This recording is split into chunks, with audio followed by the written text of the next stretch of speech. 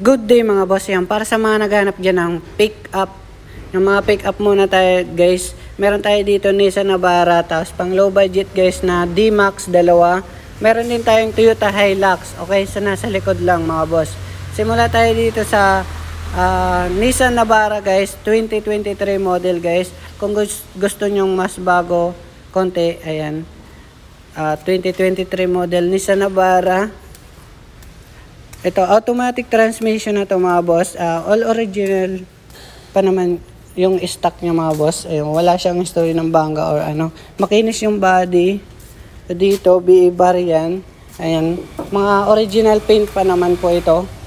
Tapos dito, yan sa gulong, stock niya naman yan. Makapal pa naman.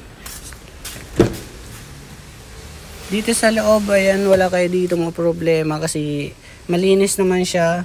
As in, kapag kinuha nyo naman to mga bossing, is pagagandahin pa namin sa linis or buffing, okay? Ayan. Ito mga boss, ang presyo nito, ayan, nagkakalaga ng 960,000 pero negotiable, okay? 960,000 negotiable. So, meron tayo dito pang low budget guys na 2019 model na Isuzu D-Max naman na pick up. Ito mga boss, ayan, 2019 na manual transmission lang to. Pwede na to sa mga matatarik rin na daan, mga ganon. Sa pang arakyat ng mga bundok, okay? So pag mga manual ay yun ang pinaka the best. Dito naman tayo sa interior guys. Ayan, bali naka leather seat rin po pala siya mga boss, oh. Maganda rin yung loob, tapos nakabalot rin yung mga dito ba. Ayan, may mga plastic. Okay. So, bali sabi ko sa inyo is lilinisan pa naman namin to. Pero okay pa naman yung loob. Ayan, okay. Ito guys ay nagkakalaga ng nasa 580,000. Okay. 580,000 negotiable pa. Naka 2019 model lang kayong D-Max. Dito naman tayo sa D-Max guys. Medyo maangas rin kasi tingnan to. Ito ang pinakamura natin pick up D-Max. 2013 model pero ayan, maangas pa rin tingnan, okay? Dito tayo sa may likod, boss. Mga boss, tingnan nyo yung gulong niya, boss. Oh, tapos yung mags niya. Yung nakapapurma sa kanya, maganda na rin, okay? And, for example, yung mga kinarga namin yan. 3.0 na rin yung makina, mga boss. Ito kasi, 3.0, mas malaki yung makina nito kaysa doon, okay? Ito, mga boss, 2013 model. Tapos tingnan natin po pala yung loob. Ayan.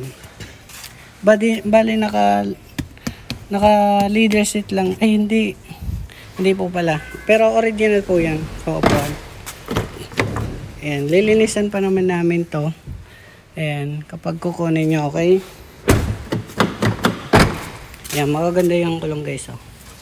Tapos dito, ang presyo nito mga boss ay nagkakalaga ng mga 465,000, okay?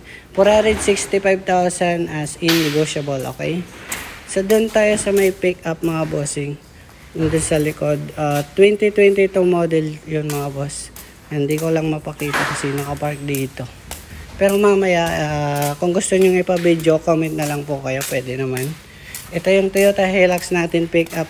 2022 model mga boss. Manual.